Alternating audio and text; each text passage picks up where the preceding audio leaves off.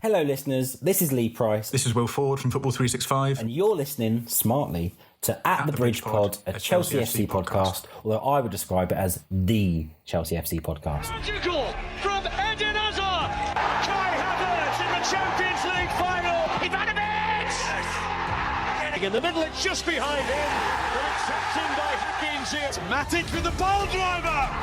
Matic takes the net off. Hat-trick hero.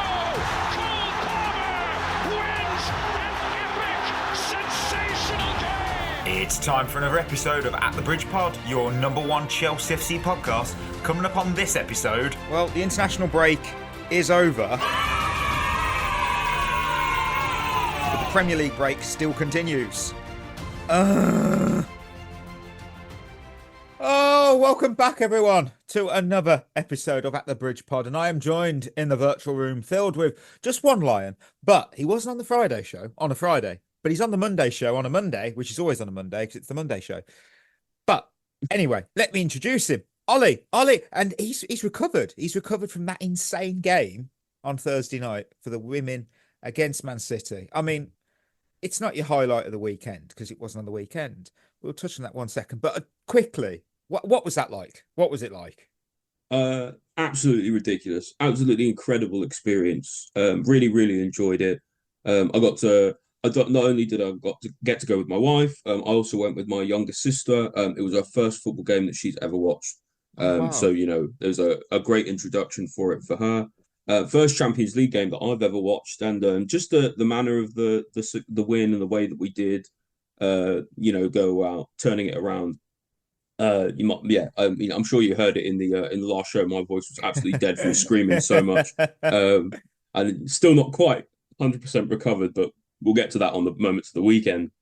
Yeah, it's really secured for me that I think we are going to still go unbeaten, and we may well win the Champions League this year. We've got Barcelona next, but I think now dare I say a little bit of magic of 2012 in the air, a turnaround like that. The hope starts to gather, and ultimately it's the hope that kills you. But yeah, a really, really great experience. I would say that this Chelsea women's side are an actual quality team versus ours. I love Chelsea, but the 2011-2012 team, it wasn't the greatest vintage. Like, I know we had iconic players, and someone's going to go, what? But we weren't the best team in Europe. Like, we weren't even in the top three best teams in Europe. Whilst in this year, the Chelsea women and Barcelona feminine, they're the best two teams in Europe. So I'm being honest. I mean, I look at the team and I'm like, it's very nostalgic, but it wasn't the best. Some person is going to say, I believe we beat Bayern. I didn't. Yeah, and you know what? No way. If you really did believe we beat Bayern that day, that's fair enough for you guys, because you are a real believer in a big way. I was realist. I was like, Bayern in their own backyard. Oh my word, this team is insane. But hey, moments of the weekend. Ollie, you know what, Ollie? I want to know your moment of the weekend because mine's a weird one. It's always going to be weird. It's me. Go on. I had quite a good moment of the weekend. Obviously, the football wasn't quite on the weekend. I mean, that does kind of count because it was late in the week, I guess. Like the working day was done. It was like on the Friday. It's borderline. But also this weekend is probably why I still don't sound 100%. It's because I had a stag do. I had my mates, one of my best friends, stag do in London. So and I got back from that yesterday. So I am still feeling on the ropes from that still, but yeah, I'm here. I'm ready to put in a good show for all of you listeners, and yeah, let's do it. The gruesome twosome. I'm taking you to Korea because are you, Mikey? Yes, I am. Not personally. I haven't got the money for that, but anyway, FC Seoul's Sung Won-jung delivered real pure football drama. He scores a 90th minute equaliser against his former club, so you can sort of see the narrative where we're going. It's a bloody good goal. It's a really good goal. But he didn't hold back on his celebration. He does Emmanuel Adebayor levels. Oh, that level of Adebayor, City, Arsenal. Because he sprints the length of the pitch to celebrate right in front of Daegu's away fans. And this isn't, some people go, I need context here. That's your moment of the weekend, but I want context. It wasn't a heat of the moment decision. Oh, no. There's actual history here. I actually looked into this because I was really curious. So he has a fallout with Daegu that was quite messy. Started with a contract dispute. It escalates when he apparently broke pandemic rules when pandemic was on by partying after a humiliating 5-0 defeat. And then after this, he takes public shots at the club on Instagram. So Oh dear. now you're thinking, well, he's clearly in the wrong. Well, the pandemic rule incident does stand out because it was during the peak, and a Daegu fan accused Jung of breaking the restrictions by not wearing a mask in public. Okay, he's got him. However, the photo used as evidence was misleading because it was taken whilst he was eating. And obviously he's innocent, but before that was even proven, the club fined him, suspended him, and publicly criticised him. Oh dear. So yeah. you know what? I understand fully why he was like, I'm gonna do the biggest fuck you ever. That's amazing. The fact that it was a good goal as well made it even better. I was like, it's a bloody good goal. Oh, Yeah. check it out, listener. Check it out. There's nothing better than a little bit of petty revenge. I can't. Adebayo still. I just have that goal celebration in my head rent free with the plastic chair thrown on the pit. Where did it come from? No one knows. I always remember the angle of that. I always remember it's when it zoomed in quite a lot on him, and he's just running, and and you don't know where he's going immediately. Yeah. And then you're like, oh no. Yeah. Oh my word. Right, before we dive into the news, we're going to do a Shevva shout out. We've got 3 off Spotify. One is a question, which I've got to write up for. So first, Jay has said, helping you out, guys. It's not and never has been Sporting Lisbon, and it's not Jorge Jesus. Thanks. No, you're spot on. You are. But I did say Sporting CP and Sporting Lisbon, because I think that's just a UK thing. We seem to say Sporting Lisbon, and it's not. It is Sporting CP. So fair play. And we all know I'm very good, very awful with name pronunciations. The amount of times I've been told off for saying Jose, I've got it wrong every time, and then I overthink it. So Jorge. I'm not shocked I got it wrong, but fair play, pointing me out. Fair play. You know what? It's hard. Is the thing. It's hard for me. Well, and especially for Mikey, it's hard. Yeah, right? It's awful. I practice and still get it wrong. So we own a podcast at this stage, and you'd think, that would give us an excuse to like work hard and get it right. Even when we try, sometimes we get it wrong, people would think there are hundreds of hours of us on the internet pronouncing shit wrong. It happens. People do say, do you not look it up? Yes, I do, and I still get it wrong. I forget. I have to write it into my script because I really do try. Right, Ethan. Hi, lads. I hope you're well. Totally agree with Berth's thoughts on the bridge. Changing it would be such a huge difference. Building a new one would just change the atmosphere completely, I imagine. Also, felt like swinging a quick question by. It's almost like the 120-year squad vote. Oh, it's almost like What would your all-time Chelsea team be and why? And finally, who was your favourite childhood player and why? Brackets, they can be from any team. Thanks, lads, and up the Chelsea. I didn't prepare for this, so I feel like I should put that in the Friday show. Who was my favourite? Oh, my favourite childhood player.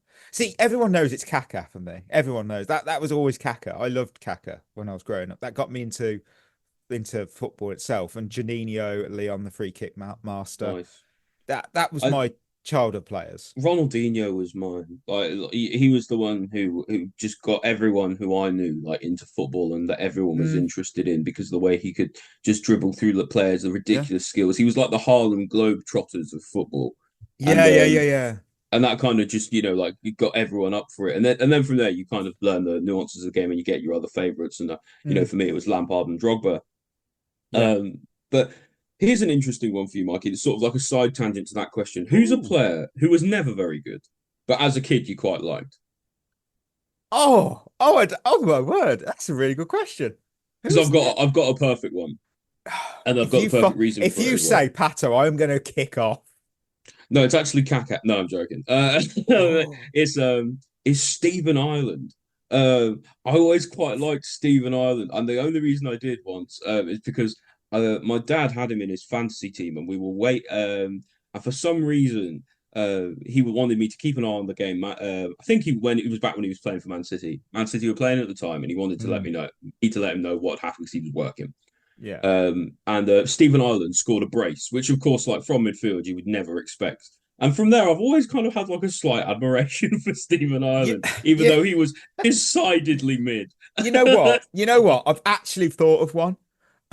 because I was, how old was I? I was about 12, 13. The curl on. Remember the seal dribble where he just run? I was convinced when he went to Inter Milan, I was like, he's gonna be one of the best. He was shit.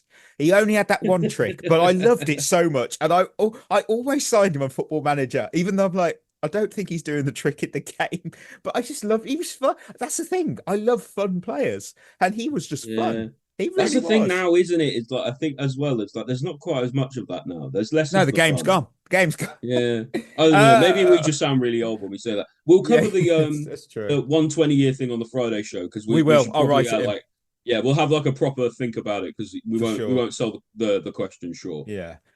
James McManus finally. Hey guys, just found out that I'm going to my first MLS game. Just wondering if Mikey could give me a rundown of what to expect. I'm going to Orlando City versus New York Red Bulls. Oh, I did my research. I definitely did. You got an interesting matchup there. I must admit, you got the Red Bulls. Obviously, bit of a slow start to the season. They sit mid-table, but you never know. A few results to jump up. But Orlando City, they're the top scorers right now. They got 15 goals, and you're getting excited now. You're like, sweet, this team are full attack. Well, that said, they've put 4 past Toronto, who the worst team in the MLS right now, and they were expected to be the worst team, and DC United, who have been pretty underwhelming, if I'm honest. So don't look at 15 goals and get too excited. But from what I've seen, now I don't watch Orlando. I watch Seattle Sounders, and trust me, they've been shit this year. They always are at the start of the season. But Orlando's attack is much more fluid than ours. But the one player I'd say to keep an eye on, Martin Ojeda. I hope I pronounced that properly. Because he's top form. He's leading the MLS in combined goals and assists, and he's been involved in goals in 5 of their 6 games so far. And he hasn't even put a bad performance in all season, I don't think. So I'm kind of like, I'd be watching him. I'm going to Google this to see if I pronounce his name right, because I would hate myself if I got it wrong. Do you know what as well is like it's so cool people telling us their experiences and stuff about going to games and doing things for the first time. I don't know if it's your first football game fella, but in general, but there's something always about when you go out and you watch a game of football and you first go into the stadium and and when you first see the pitch, I don't know, there's always that sort of slightly special moment for me of when you first see the pitch and that bit of magic rushes through you a little bit that you're about to see something, and you could see something historic or you could see something crap, and it's like there's always a little bit of a rush that comes with it. So savor that moment. It's important. 100%. Did you pronounce it right? Yeah, I just checked it. Google said yes. Woo! Thank you. Cool. Right, listeners, do you know the drill? Lately, I have been sneaking song titles from a band or an artist into my script. Friday's show was Bring Me the Horizon, and nobody. Come on, I said blessed with a curse. I was convinced someone would go. Knew that. Oh well, it is what it is. I'm going to keep that exclusively to Fridays because otherwise I'm going to be out of bands. But keep your ears open for that. And of course, before we head to the news, just want to highlight the incredible initiative coming up by our partners Head in the Game. It's the free 12-week mental fitness football program aimed at improving both mental and physical well-being for men over 18. Obviously, we've had the Dartford session, and that's still ongoing. It's 12 weeks, obviously. And the second session, Bexley, starting on Wednesday, the 9th of April at 6 p.m. at Lee Academy 3G. So get yourself along if you fancy. And, be there or be square. It's a good initiative. If you're local, you won't regret it. Exactly. And that means we are now heading to the news. Ollie and Chris weren't on the Friday show on a Friday, and Chris is not on the Monday show, but we did do. I was going to ask about quickfire thoughts on Geovany Quenda. Do you think he's going to be our next breakout star? He scored on the weekend. It was a good goal. Do you know what? It's always a hard question when you've got some of these youngsters because they always look so good for the level they're playing at. And Quenda, I think, has a really good baseline for that because, of course, he was playing in the Champions League and, in the Portuguese league. So you have every indication of saying he's a very talented boy and, like, he has the opportunity to do well. It's about whether he can do the step up, though. Playing in the Portuguese league where, let's be fair, maybe less than half of the games truly matter. Versus the Premier League where every game is important, and if you can't hack it, you're immediately going to have fans on your back. You're going to have it's all about how you respond and do against criticism, and that's the kind of thing you can't measure. You can be kind of like the flashiest dribbler, you can have all the skills in the world, and don't get me wrong, like I said, he's a very talented boy, But will he be able to make that step up? I'm not sure we're going to know until we see him. Maybe that's a bit of a cop-out answer, but it's true though. Yeah. Right, news. I've got actual news topics, and they're actually really good for the algorithm, because I think this gets clicks. First, there's some bullshit, which is Atletico Madrid want Chelsea's Enzo Fernandez. They're preparing an offer of around 25 million plus Pablo Barrios in exchange. I think that's absolute bollocks, because first of all, swap deals rarely happen, because this is not the NFL as much as I would love it to be. You can't just swap and trade a player without them agreeing to a new contract at the new club. I don't see contracted to like 2032. Like, it's just no. They would need to offer a lot more than that. No, I just don't see this as. I saw it as classic. Oh, he's turned him down. It's like look at the international break. We've had a long international break. We've had a Premier League break, because obviously the weekend was exclusive FA Cup. I think it was just paper talk, just trying to get clicks. Yeah, works, you're probably right, because I clicked on it. So, but they got you, Mikey. Yeah, it did. They'll get us all. Next thing, according to Team Talk, Chelsea haven't given up hope of landing Mr. Williams. Would help if I've wrote the wrong player. Nico, not Nico Williams. Is Nico Williams indeed? Inaki's going to be there till he retires. I don't see him ever. Do you know what the thing is? I always forget, because then there's Nico Williams and Inaki Williams, but then there's that other player already in the leagues called Nico Williams as well. He's Welsh, isn't he? Like, oh yeah, NEC. Yes, oh bloody yeah. Well, right. Apparently, your name is Williams. You're gonna have to change it, all right? Yeah, one of you has to change. I remember it was like 5 years ago. There was like a series of really good players called Dembele, and there was two Moussa Dembeles, and that used to always blow my mind, because we get linked with one, and I'd be like, which one? Which one? Because I want to know if we've got there was a Spurs Moussa Dembele. And and then Dembele, was that Barcelona PSG Moussa Dembele, wasn't there? Or no, that's Ousmane Dembele. Ousmane, yeah. So, Jesus, I'm terrible with names. Everyone knows I'm terrible with names. No, you're right. It was Celtic Moussa Dembele. Awful. Yeah, he's a striker, wasn't he? Yeah. Yeah. But Chelsea have apparently held fresh contact over signing Williams, and are considering a blockbuster move for the highly rated gem, even if they face competition from Arsenal, Liverpool, and Spurs. First of all, Spurs. Competition. They're not going to pay money for. They're not going to rival Arsenal and Liverpool. I could see them maybe putting big money on the table, considering they probably got it. Spurs, piss off. The funny thing about that Nico Williams as well is, like, it feels a little bit like he's had a lot of opportunities to move and he hasn't yet. And I just wonder if, like, it's because of his salary. I don't know. Occasionally, the opportunity for some of these players passes them by. Think like someone like Wilfried Zaha, right? Like, and I think Williams is probably a bit more talented than he was, but like, at the same time, I don't know. It feels a little bit like he might just squander the opportunity if he doesn't make that move soon. Maybe. Right.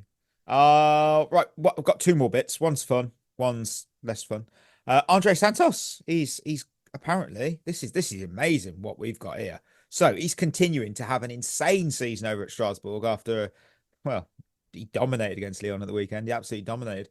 So I thought I'd take the chance to just ask. Well, it was going to be everyone, but does he walk into this team next season? He might. He genuinely might.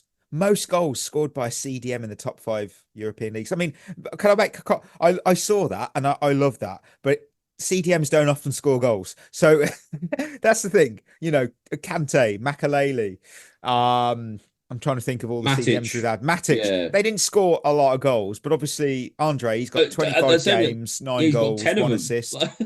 It's mad. 88% passing accuracy, 87 successful percentage on tackles. It's mad. I think he might.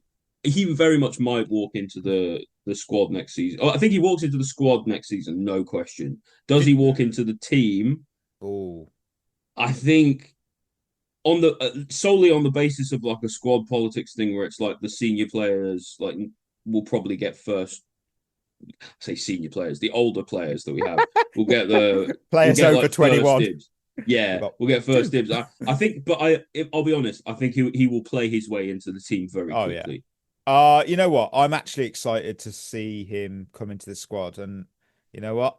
I have a bit. It's not a hot take. I think he'll take Romeo Lavia's place because I thought it might be a battle for the spot.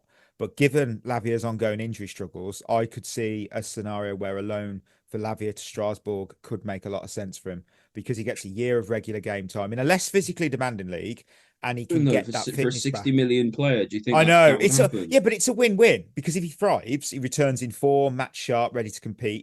If not, he's still in the shop window. Worst case, he breaks Yeah. down it. Yeah, but look, worst case, he breaks down in France, and we realise that injuries have capped his ceiling.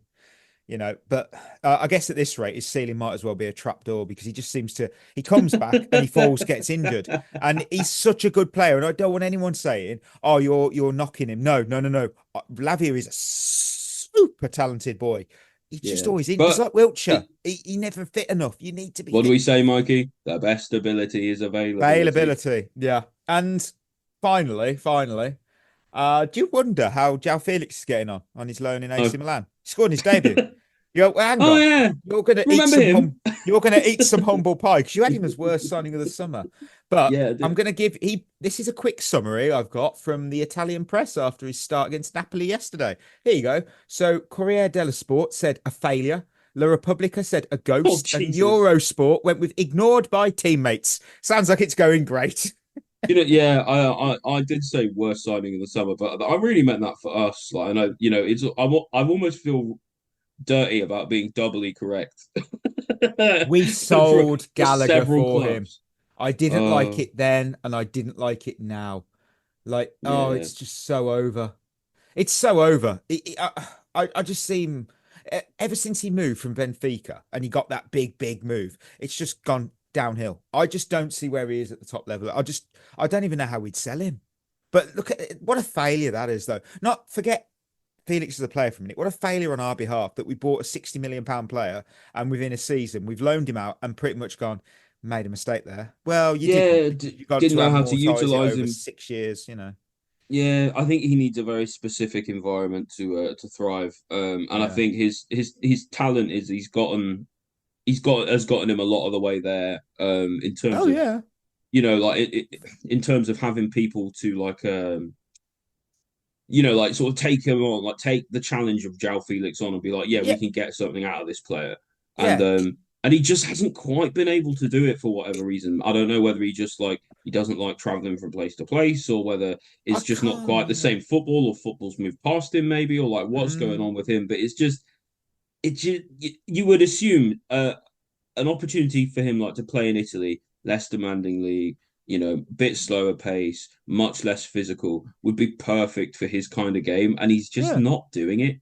And it's if he's not going to do it now, when's he going to do it? Do you know what I mean? I sort of see him as a Ferrari. You don't really need a Ferrari. It's very flashy. It's very nice. It's great to look at. However, it doesn't serve any functional day-to-day purpose. That's the thing. He doesn't score great goals. He doesn't score goals. He can do a few tricks. He can do a few spins. Again, really great to look at. That's it. And we need a standard day-to-day car. Sedan. Sometimes you need a daily driver, really sedan. And you know not what? A sponsor. Not a sponsor. You can't put your groceries in a Ferrari very easily. That is true. That's what you need, That is true. We're going to head to Kingsmeadow Corner because Chelsea took on West Ham in the WSL. And I do that noise because Chelsea 2, West Ham 2. I was annoyed. It was 2 points dropped from a 2-goal winning position. We haven't done since 2018. Oh, my word. I mean, I'll ask for thoughts on the game, but it annoyed me a lot that we dropped 2 points from a very commanding position. A 2-0 lead at home. We invited that equaliser because we played for a draw in that second half, and that's what we got. Yeah, I think you're right to be disappointed because obviously the standard of this team is so high.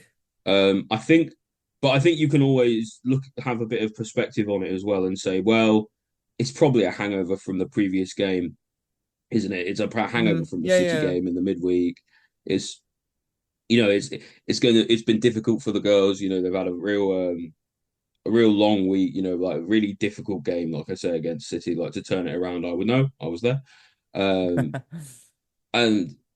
yeah, there are times in your season where a result like this would really be worrying. It would really worry you. But if I can be honest, I'm not worried about this result at all. I think it's just a hangover.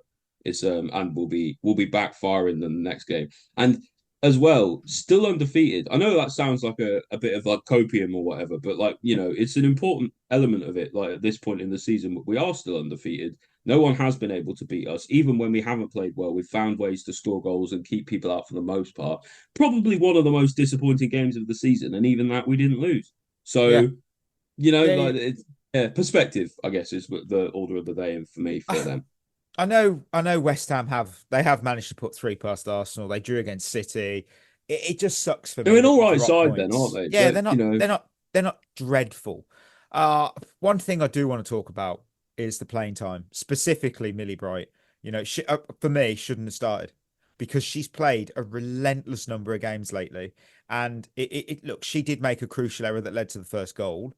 I was relieved to see her come off because she needs a break. It wasn't, she's having an awful game. No, she just needs a break. I mean, the last time she missed a Chelsea game or didn't play a full 90 was against FC20 on October 17th. And the international break's coming up. She's not going to get a rest there either.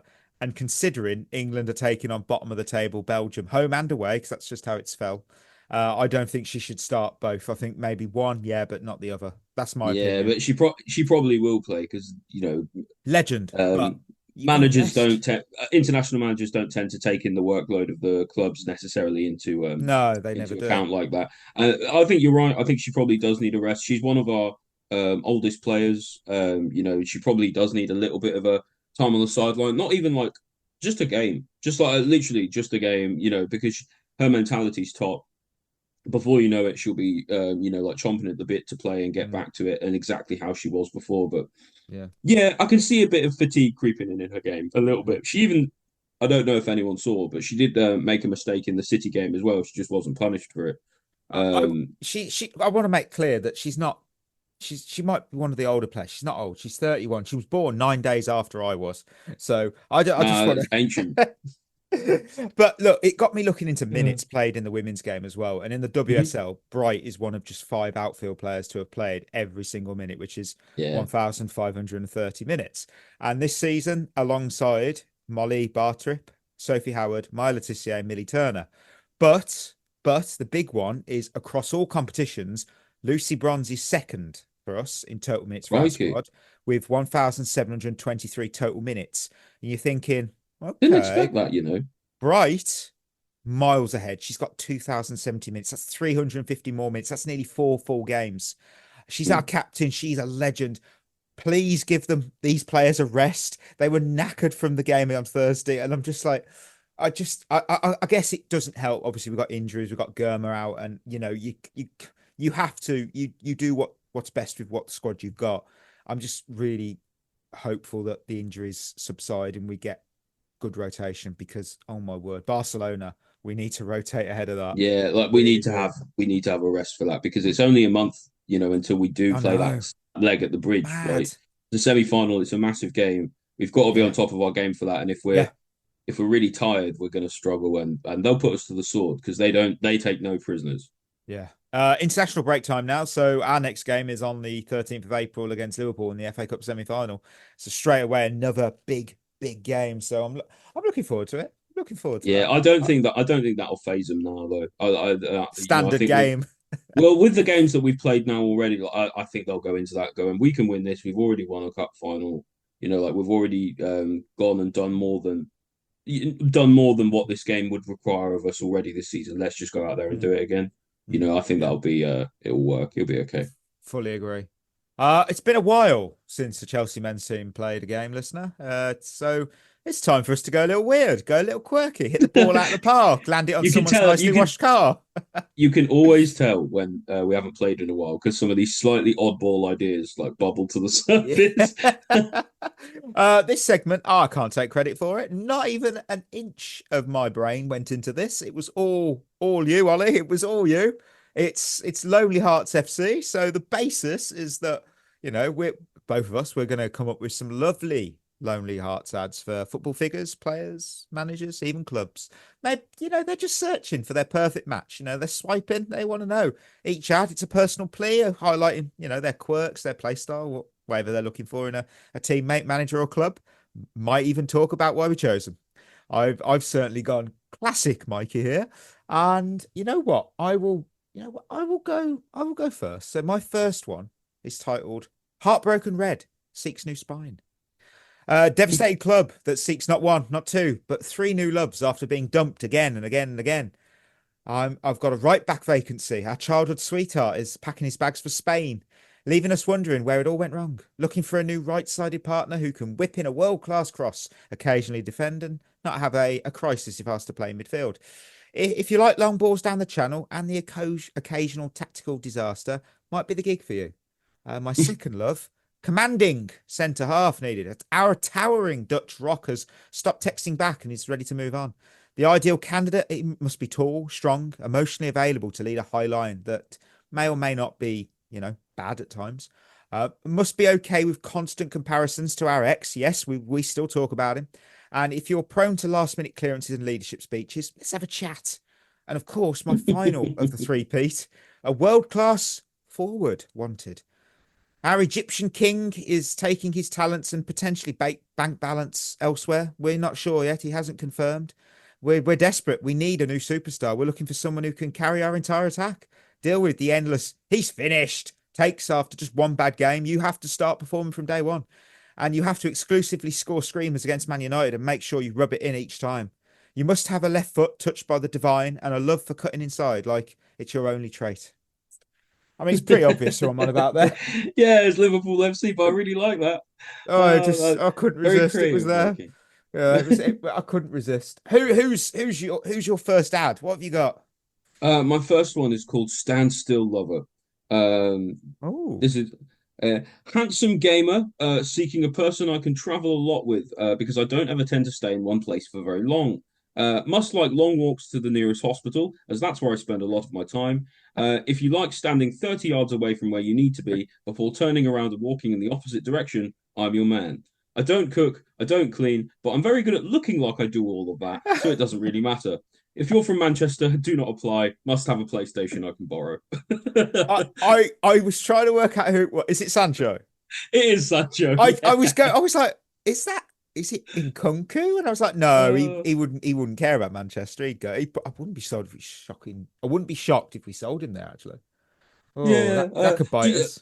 The thing about Sancho, I don't know. I picked him, because he feels a bit lonely at the moment in terms of like being picked out on the wing. He just, I don't know. He seems like he needs to build a bit of a partnership with someone, a bit of a sort of an understanding. And at the moment he just seems like he just does his dribble and he turns around and passes the ball back. And I think that's no way to build a relationship. I would say awkwardly, the major players we're talking about here that have gone out on loan from United.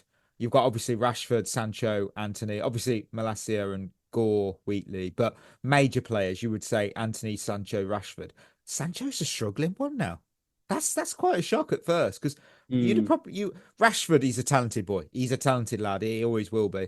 Anthony, we thought he was finished, and then he went to Real Betis, and he did well on the weekend in one of my games of the weekend. He was another top performer, and now they're going to crowdfund to try and sign him. Apparently, Isco was saying. I don't know if we got, but he's been bloody good. I mean, I can't argue. I mean, did he contribute at all? He didn't contribute, but Isco said he played really well, so I'm going to believe Isco. And I still think we'll sign him and then flip him for a profit. I'm inclined to say a similar thing. I think the concept of us paying 5 million or whatever is just to send him back to United. What's the point? There's no point if you can just sign him and sell him. Like somewhere in the Premier League will probably take him. If not, you might want to go abroad, somewhere like Germany, back where he enjoyed. I wouldn't be shocked if he went back to Dortmund. Like at Dortmund, but like you could even see him at a place, I don't know, like a Stuttgart or like somewhere like that, maybe like a tier below. Somewhere where he can still do real damage to a team. The question with that is just the wages, isn't it? Because apparently his wages are really high, so he'd have to be willing to take a pretty significant cut for that. That's the Manchester United tax. That's the classic. Oh, look, a player. We'll give you 400 grand a week. But is that a lot? That is the one thing I do worry about. Is if we do sign him, is we're kind of letting Man United off the hook for that, and we're getting that. If you know what I mean. So like we're. I guess if we did sign him, it would have to be on our terms. Like like this is the wage you get if we can't get rid of you. Sort of thing. Yeah, 100%. My second ad, I've got 3 ads. I've took a lot out in the paper. I've got 40,173 people seeking thrills. Are you tired? It's precise. Jeez, that's one Tired. hell of a night. Tired. Are you tired of watching sideways passes? Do you feel like you're in a never-ending possession drill? Do you long for a shot on target before the 80th minute? We do too. Remember when football was fun? When counter-attacks existed? When our wingers weren't inverted, recycled, or whatever the buzzword excuses we get these days? We're looking for a spark, a thrill, a reason to stay awake past half-time. They must be capable of making a forward pass without hesitation, taking a shot without a 15-pass build-up, and occasionally beating a man on purpose. If you believe football should be played vertically and not just like a never-ending rondo drill, you might just be the one. So I feel like 40,173 is very precise that you should work that out. Yeah, that's the Stamford Bridge faithful, It is. isn't it? Yeah, I was trying to find out the exact amount of home fans there were, and then I just thought, you know what, everyone there's probably bored of this. So they're like, even the put them all away in. fans. Oh my word! I know I get some people have gone, oh, you got an agenda against Maresca. No, I've got an agenda against shit football. Against boring football. If I'm watching a game and it's on my little screen in my room and not on my big screen, kind of tells you that I'm bored. And every time I talk to the group chat, if I'm out and I've not been able to get back for the kickoff yet, and I've gone to you guys and gone, what's happening? And Chris will just put 15 minutes played, nothing's happened. Yeah, 15 minutes played, nothing's happened, or good 15 minutes to start with. Now we've dropped off and done nothing. We've got 70% possession. Hey! Yeah. It's quite impressive when you think about it. You know, like I've never been in a position to be able to disappoint 40,000 people at once. Thankfully. Yeah. So, you know, what's your second advert? All right, my second advert is called Bold and Beautiful. Oh no. This is lonely Spaniard, recently balding failure and part-time Superman impersonator is seeking a partner to traumatize. The shortest 6'6" man you'll ever meet. I'm ready to settle down after playing all over the world. What you'll get from me is consistency, unless you ask me to do the same thing twice in a row. Loyalty, unless I fall out with your dad. And a safe pair of hands, as long as I don't have to use them. I'm sure you'll have a weird amount of faith in me, even after I disappoint you 100 times a day. Not into feet. I can barely use my own, so I won't like yours. My mum says I'm a keeper, but none of my teammates agree. On the plus side, I'm never ill because I haven't caught anything in years. Oh. You know what's funny? I'm pretty sure Ben Roberts would happily take Robert Sanchez every day. Yeah, he is the only person that likes him, I'm pretty sure. That is a good segue to the fact that I saw about Matt Law saying about Petrovic, Mike Penders, and obviously Sanchez and yeah, that was will interesting. all be what's your power ranking? You keep 2, sell 1, loan 1. I would loan Penders. I would keep Jorgensen and Petrovic, and I would just terminate the contract to Sanchez. Yeah, that is the only correct answer really to that, isn't it? No, like if you can get any money for him, great. But honestly, I would accept a packet of quavers at this stage. Petrovic is one of the best goalkeepers this season in Europe, I think, but certainly in Ligue 1. And you know, he deserves to come back, especially with how good he is now with the ball at his feet. He deserves the chance. He does. You know what's mad? I remember when we were linked with Meslier from Leeds. Yeah. If you wondered, in the Championship, his expected goals prevented is negative 2.71. He's conceded more than expected.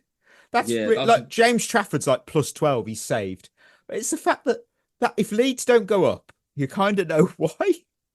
Yeah, Melié's had a really rough time. There were people talking today. I saw them talking online today about like, you know, that actually how poor he's been considering how good Leeds have been. Leeds are second, and I don't know how. It's nothing to do with him, is the thing. Like, it's a weird dynamic you get because sometimes you end up in a situation where you're saying, "Oh, can we blame the goalkeeper? Is it the defense in front of him? Is it a mix of the two?" It's for them. It's clearly the goalkeeper. Yeah, he's awful. Yeah. I'm so glad we didn't make that move. Yeah, I think Petrovic coming back next season, I think will be really important. We need to have him back in the team because he'll be playing his way into the team almost immediately, I would have thought. I'm glad we've got a little segue there because, again, my final ad is goalkeeper seeks London-based commitment. Hey, Chelsea, it's me, Djordje. I know we've had our ups and downs, but let's be honest, you're wasting your time flirting with others when I'm right here. Robert Sanchez, do you really want to marry him? You should never have proposed in the first place, and you're on off affair with Jorgensen. It's pleasing only the host of At the Bridge Pod. We know that. We don't even know. We don't even know if they have an agenda against the club. If we're honest, we keep saying about that podcast. Look, I've been showing up at Strasbourg. I've made world-class saves. You've been overthinking your options. I've kept Strasbourg in games that, you might say they had no right to be in that. But just imagine what I could do behind an actual defense. We'll review that next year. I don't just save shots, I save seasons. And I could do it with you. You want a keeper who commands the box, pulls off highlight reel stops, doesn't crumble under pressure. I can do all of that without needing a 70 million price tag. I've not made an error leading to a shot or a goal this season, despite playing more passes per game than any other goalkeeper in Europe's top 5 leagues. No more open keeper competition nonsense. I'm not here to play musical chairs with washed up stopgaps and overpriced experiments. I want the number 1 spot. I want it now. Chelsea, will you marry me? I like that. I like that a lot. And do you know what? I think Petrovic deserves that number 1 spot. I'm of the minority opinion that he actually didn't even deserve to go out on loan. I thought that was madness when we loaned him out. Yeah, I think I don't get me wrong, he's really improved out there, but could he have improved that same amount here? Maybe, or maybe not. But he's got the either way now. He's got like a real valuable amount of experience. Like he would be one of the older players in the team immediately when he's coming through, playing at a top level. A lot of the issues with his game, people pointed out when he was here.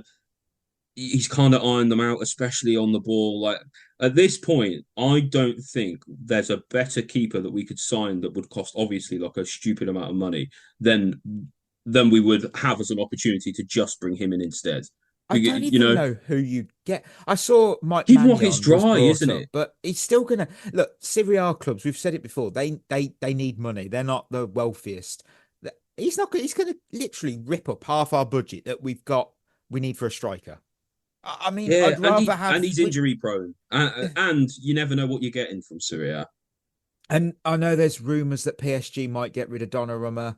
I like him personally, but I know a lot of people don't. I still feel we need to invest. Look, right now we've got Petrovic. I think as a stopgap for a year, I think that he could even become a proper number 1. Yeah, I don't see anything wrong with giving him the shirt and saying, "Listen, this is yours for a year. If you do well enough, you can keep it." And the bullshit about he can't play out with his feet. Look what I've just said. He hasn't. Yeah, it's nonsense, isn't it? He's the highest passing keeper in Europe, and he hasn't made a mistake that led to a goal. Sanchez does that every 10 minutes. Yeah, Sanchez has made the most errors leading to goal in the league. So imagine alone the points that we might have saved having Petrovic in goal this season. It really irritates me. 6 points, maybe. Yeah. What have you got lined up left? All right, this first one is called "I Am a God." Okay. 6'3" star striker and best person you've ever met, seeking ideal partner with 0 flaws. Must cook, clean, take care of kids, and leave me alone at all times while I treat you like crap and jump ship at the first opportunity. I will publicly slag you off to the media and make your family angry, and I'm delusional enough to believe that this will not be my fault. I like it rough. My first touch tends to go out of the stadium, so apologies if you get any injuries, and I exclusively wear either Timberland or steel-toed boots. Fashion icon who can disappoint you in 9 different languages. Be mine today. Must live in Italy. Oh, no. I'm not interested. Oh no! I just realised who that is. Oh my word! Is he doing all right though? I'm pretty sure he's doing all right for Napoli. I think he's doing okay. Of course, listeners, if you haven't got it by now, it's Romelu Lukaku. I don't know what he's doing at the moment, but I imagine he is probably a bit lonely because I think he was. I heard a rumor a little while ago that he was maybe moving again to another Italian team. I don't know. Like I don't know. Milan would be the only one. He's maybe most of them. Maybe it was them. It might have been a lower in the league one. I think he just really likes Italy. It's just amazing. Inter, Napoli.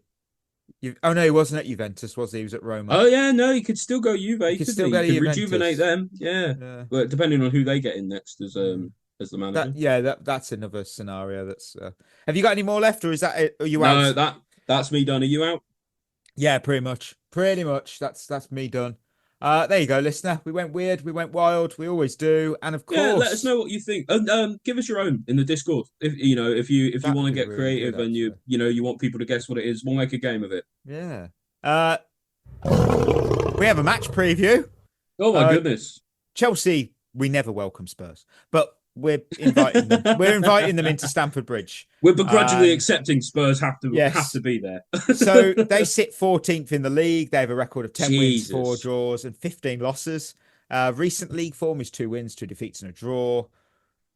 Player spotlight. Look, it's kind of difficult because naturally I'm going to go Son and Maddison. They've hardly been world class this season. Kulusevski, Bergval, Yeah. maybe. Oh, I like Bergval actually.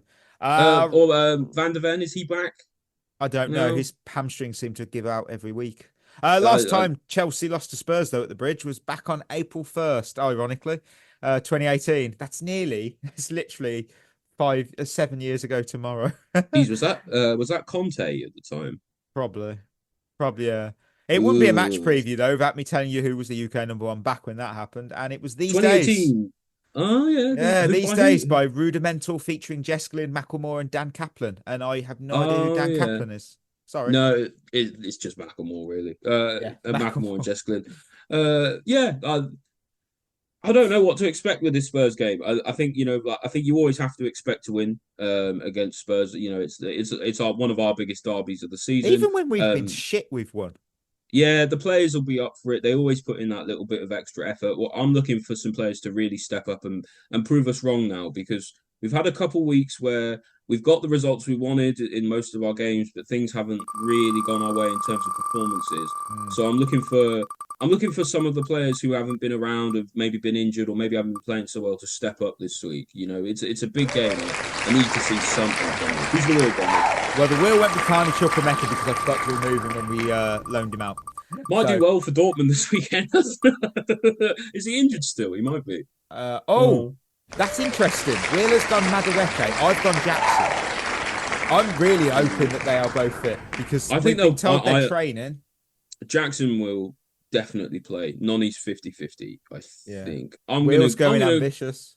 I'm going to go with Caicedo. I think he's going to have it's a bit of an easy choice at the moment this season because he's probably been our best player this season. But safe pick. Safe pick. But I think if anyone is going to have a good game and make something happen for us, I think it's going to be him. Yeah. Quaresma's question's got one question for you. It's a good question, and it's from Hannah on Instagram. Thoughts on Reece James's England match and goal? Do you think he will finally be used as a right back now? I would love him to be, because Tuchel knows Reece very well, and he's right. He is not a midfielder. Look, we all love the experiment, and I was like, oh, at Wigan, that's different level. I was very impressed by the free kick. He's really becoming a habit of scoring free kicks, isn't he? Yeah, and thank you, Hannah, for Instagram. It's a good question. I think certainly I think that the free kick is a brilliant free kick, obviously. I think it maybe slightly clouds people's judgment about like the performance, because the performance was good and everything. But I think if he doesn't score a free kick, which, let's be honest, is actually inconsequential to the position he was playing that day, then like people might be talking about it a little bit differently. But I thought he was good. He clearly does put up a better performance at that sort of right back, right wing back. It's just about whether his body can handle it, isn't it? I would like to see him more at right wing back, especially if he could, I don't know, even if he played like a classic sort of David Beckham right midfield kind of, like a really classic sort of position like that, maybe. But the problem is that Reece James is so good on both sides of the ball. You feel like if you take him away from one of the sides of the ball, you're just kind of cutting his ability in half. But if you let him do both sides of the ball, he cuts his own body in half. So I don't know, like, which is I don't know. But yeah, I'd like to see him play more. But I think he at right back. But maybe him playing in midfield is like the only way to at least preserve his body for now. Yeah, I see the logic. We don't play wing backs anymore, and I miss that so much. I know, I miss having wing backs. I miss our Victor Moses, Marcus Alonso, Reece James. I love a good wing back. I do. Yeah, we're special. You know what? We will wrap up today's show with the end of show game, and this worked well last week. We're going to do it again. Football 20 questions, but Ollie gets all 20 questions. Oh no, that's so much pressure. Best Oh, ask so some much. good questions then. It's a Yeah. footballer, past or present. Yeah, yes or no only questions. 20 questions to figure it out. There you go. All I'll let right. you have I'll let you have one guess as well as a free hit in the 20 All right, questions. sure. Okay. My first question is, are they retired? Yes. Okay, retired. I'm gonna need to write this down. Question number two is, are they a male player? Yes. Right, male. Okay. Are they best known for their time in the Premier League? Oh, 100% yes. All right, Prem player. Shouldn't Okay. have said I shouldn't have said 100% yes. Should have just gone yes. Too much that's easy to give away, isn't it? It committing too much to the entertainment of the show. You got to Yeah. be boring, Mikey. Yeah. You're incapable of being boring. Okay, Prem player. Did they play? Okay, no, hang on. Let me. Was the main strip? Was the home shirt of the team he played for most in the Premier League blue? Yes. Okay. Number five. Is he a Chelsea? Was he a Chelsea player? Yes. Oh no. Mm. He's All doing well right. here.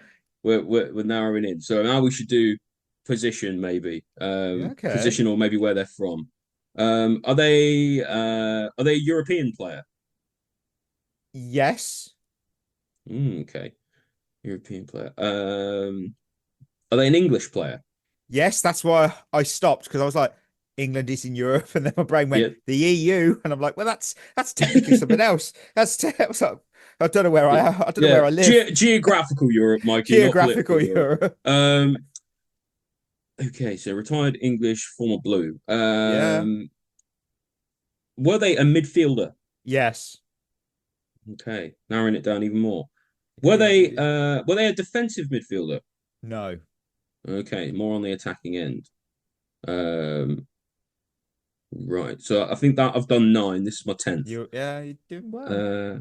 Yeah. Okay, I should probably narrow down timings, shouldn't I? Oh, Did they retire before 2015? I am gonna have to double check that because I don't think so, but I need to check. Oh, no, they didn't. No, they didn't. Okay. So retired after 2015, but it's probably quite close. I'll Um, allow that. I'll allow that. Yeah. yeah. Okay. So trying to think. Okay, my first guess. Oh. I'm going to take my first guess here because he fits everything we've said so far. Is it Frank Lampard? Oh, cool. Well done. Thank Well you. played. 10 questions. Wow. Yeah, you Yeah. know Well, what? It was that New York City FC in 2015-16. I thought I was convinced he retired in 14-15. So I'm thinking he left just a couple of years after we won the Champions League. I remember that. And then he did that weird City thing that was weird. that was weird, wasn't it? Yeah. Do you know what? After him, I was thinking like Joe Cole. Maybe he just about hung on that Lovely. long. I was like, I like trying that. to think about who it could be. But yeah, we all love Super Frank. Oh, He was yeah. in the second that you said he was English and a sort of more attacking midfielder. I had an idea, but Do you know yeah, what's mad? I've just looked. He scored 6 goals in the Premier League for Man City. I can't remember a single one apart from the one against us. no, me neither. That's really Six weird. goals? When did he do that? I'm genuine. I'm gonna just check. I'm really curious. He scored. Now that's a yellow card. That We've doesn't count. Mikey, we've got to remember next Monday. You should be a guesser. Oh You should yeah. be. Well, I couldn't do it this week. Had no No, choice. no. Well, he Yeah. scored against us, and then he scored against Hull, and then he scored against Southampton. Then he got the winner against Leicester City, the winner against Sunderland, and on the final day of the season Very against nice. Southampton. I have no memory of any of them. I'm gonna have to look those up. No, the only one I No remember is memory. the one against us because Yeah, it was it just like, still hurts. of It course he still did. hurts. Of course he did. Right, listeners, we're at the end of an episode. Thank you as always for tuning in. Before we go, I want to remind you about our partnership Head in the Game, the mental health charity using football to support wellbeing and the community. Check them out, headinthegame.uk. Treat yourself well. We're back on Friday because we've got winners and losers from Chelsea and Spurs. That's a big game, a very big game for a lot of people. Maresca, the team, and we haven't played football for so long. So, till next time, that will be us signing off. You've been listening to At the Bridge Pod, a Chelsea FC podcast. Follow us on Twitter and Instagram by searching for At the Bridge Pod. And if you're listening on Apple or Spotify, leaving us a review is always appreciated.